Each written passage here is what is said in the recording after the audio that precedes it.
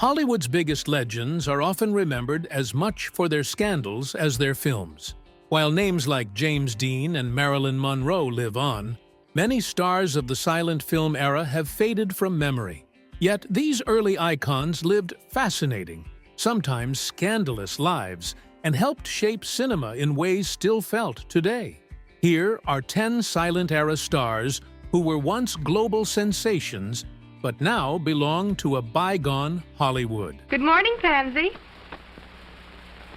Good morning, madam. Oh. 1. Annette Kellerman. Annette Kellerman began swimming as a child to help cope with a degenerative muscle disorder. By the time the illness faded, she had become an exceptional swimmer and diver, eventually earning fame in her native Australia. She later turned to acting, starring in films full of aquatic adventure, and is remembered today as the first movie star to appear nude on screen. Known as the Diving Venus, Kellerman gained international attention when she attempted to swim the English Channel, 3 times, though she never succeeded. In 1907, she was famously arrested at a Boston beach for wearing a one-piece bathing suit. At the time, women's swimwear was heavy and cumbersome, more like gowns by today's standards. Kellerman's sleek, form-fitting suit caused a sensation. The publicity made the style popular, and she even began selling the suits herself. Her most famous film, A Daughter of the Gods, 1916, featured her nude, though no copies of the movie survive today. Still, photos from the film remain. The movie could depict nudity because it was made before the Haynes Code, a set of censorship rules that later banned on-screen nudity, drug use, and other immoral content. Like many silent film stars, Kellerman could not transition to sound films. After leaving the screen, she opened a health food store in Long Beach, California, gave lectures on fitness, and wrote books, including a children's title, Fairy Tales of the South Seas. Full of energy to the very end, she passed away in 1975 at the age of 89. 2. Sessue Hayakawa. Sessue Hayakawa was the first Asian actor to become a Hollywood matinee idol. At the height of his fame, he was reportedly the highest-paid actor in films, sharing top billing with stars like Charlie Chaplin and William S. Hart. Born into an aristocratic family in Chiba, Japan, Hayakawa was being groomed for a naval career. That path ended abruptly when he dove to the bottom of a lagoon on a schoolmate's dare and ruptured his eardrum, disqualifying him from service. Overcome with shame, he even attempted kiri, but was saved when his dog alerted the household servants. After reconciling with his family, Hayakawa moved to the United States and enrolled at the University of Chicago in 1912. Studying political economy.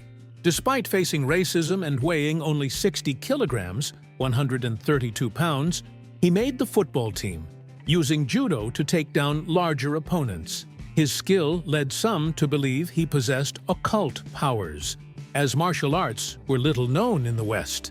Hayakawa eventually moved to Los Angeles and joined a playhouse in Little Tokyo. One production, The Typhoon, impressed a local producer and was adapted into a successful film featuring the original cast. From there, Hayakawa's star rose quickly. He drove a gold-plated Pierre Arrow and was famous for hosting lavish parties in his 32-room mansion. The arrival of talkies challenged his career, and he spent much of the 1930s and 40s living in France. He made a comeback with 1949's Tokyo Joe, starring opposite Humphrey Bogart. Decades after his silent film heyday, his performance in The Bridge on the River Kwai, 1957, earned him an Oscar nomination, cementing his place in Hollywood history. 3. William Haynes. In the 1920s, William Haynes, known to friends as Billy, was one of MGM's top leading men. He was charming, talented, and hugely popular, making him a valuable star for the studio. But Haynes lived life on his own terms. When studio boss Louis B. Mayer learned that Haynes was in a committed relationship with a man named James Shields, Mayer urged him to enter a sham marriage to a woman to protect his career.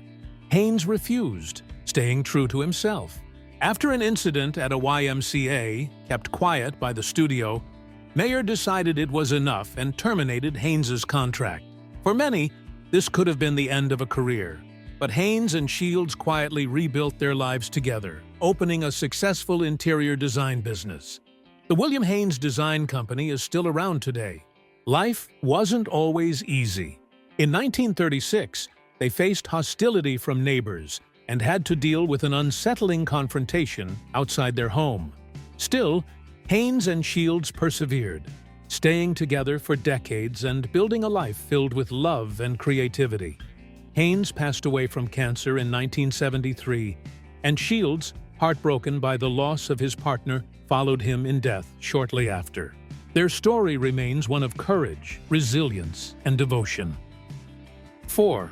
Florence Lawrence. Florence Lawrence may not be a household name today, but film historians know her as the first movie star.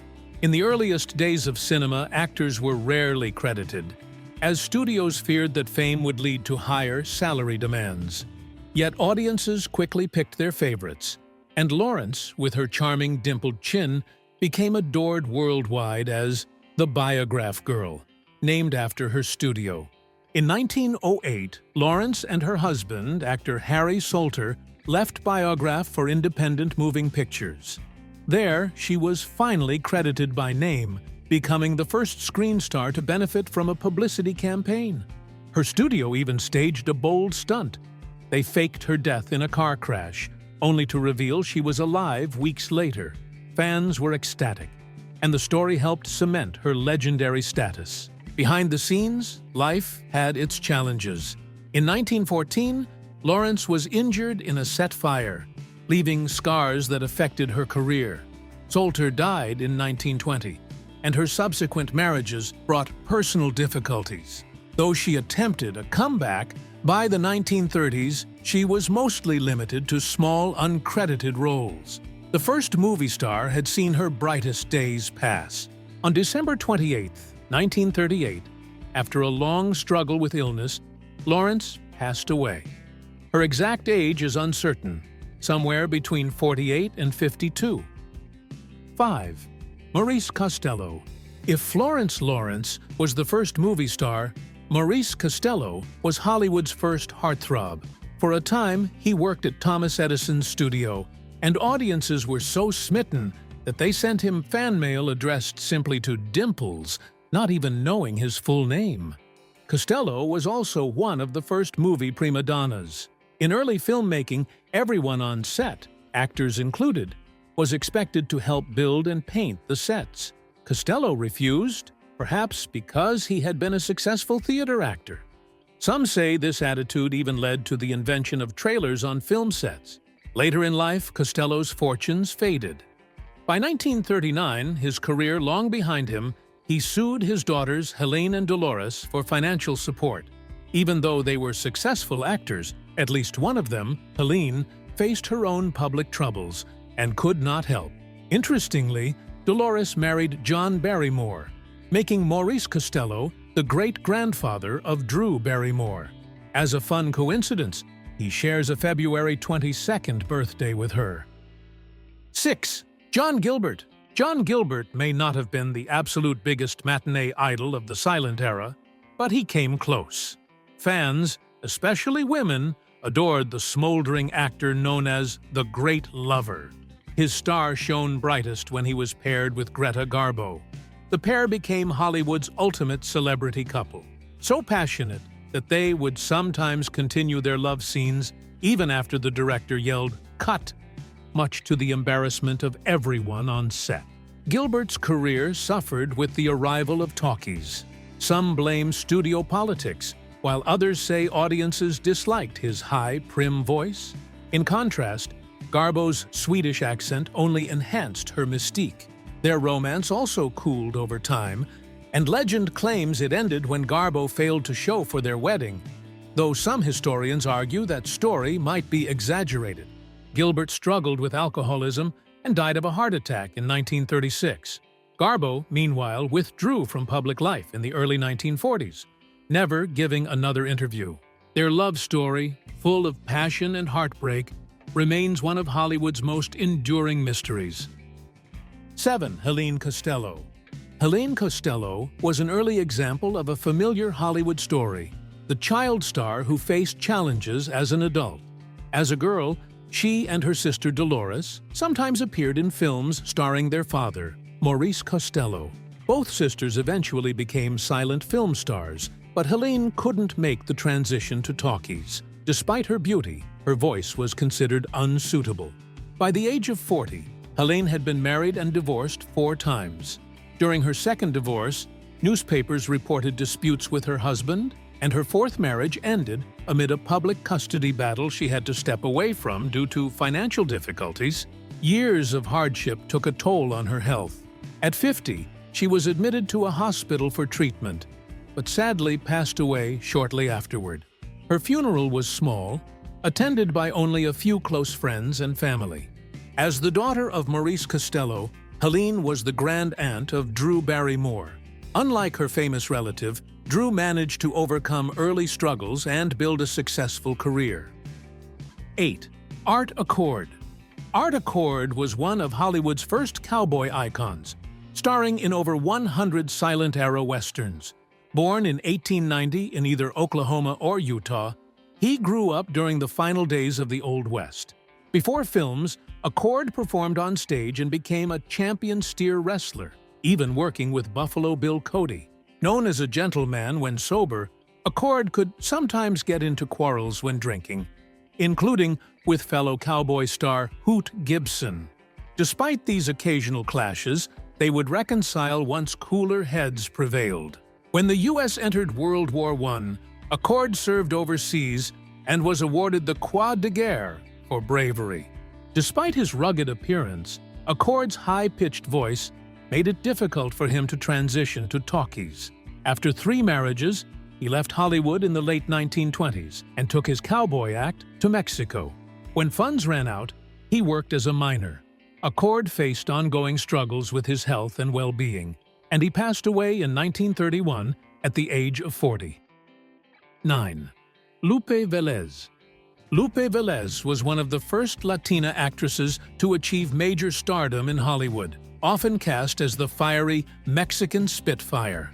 Though stories about her father being a Mexican Army general and her mother an opera singer were likely studio inventions, Velez's charisma and energy spoke for themselves. She became one of the most captivating personalities of her era. Velez was passionate in both love and life, and had relationships with some of the biggest male stars of the day. She later married Johnny Weissmuller, the original Tarzan, who had ended his first marriage to be with her. Their relationship was widely talked about, reflecting the lively, glamorous Hollywood world of the time. Velez successfully made the transition to talkies, a feat few silent-era stars managed. Later in life, she faced personal challenges and struggled with heartbreak. She passed away in 1944 at the age of 36, leaving behind a legacy as one of Hollywood's most energetic and unforgettable stars. 10. Theda Bara. Born Theodosia Goodman, Theda Bara's stage name was rumored to be an anagram of Arab death. As a teenager in Cincinnati, she developed a fascination with the occult, what today might be called a goth sensibility. This fit perfectly with her Hollywood image as the first vamp, a femme fatale who lured men to their doom. At the height of her fame, Bara was one of the biggest stars of the silent screen. A New York Institute for the Deaf and Mute even voted her the most expressive actress. She became known for the oft misquoted line, "Kiss me, my fool." Over time, the vamp persona became a gimmick. To fuel public fascination, studios spread wild stories about Bara's ethnicity, habits, and even her supposed birthplace, under the shadow of the Sphinx in Egypt. She was made to wear a veil in public, and interviews were conducted in dark, incense-filled rooms. Seeking artistic freedom, Bara tried the stage, but critics panned her performances. She never made the transition to talkies, though in later life she became known for hosting lavish dinner parties. Sadly, most of Bara's films are lost. including her most famous role in Cleopatra. A few seconds of footage remain, haunting glimpses of her in full vamp mode, gyrating in a costume that would still be considered daring today. These silent-era stars may be forgotten today, but their stories and impact on Hollywood live on. Which one surprised you the most? Let us know in the comments.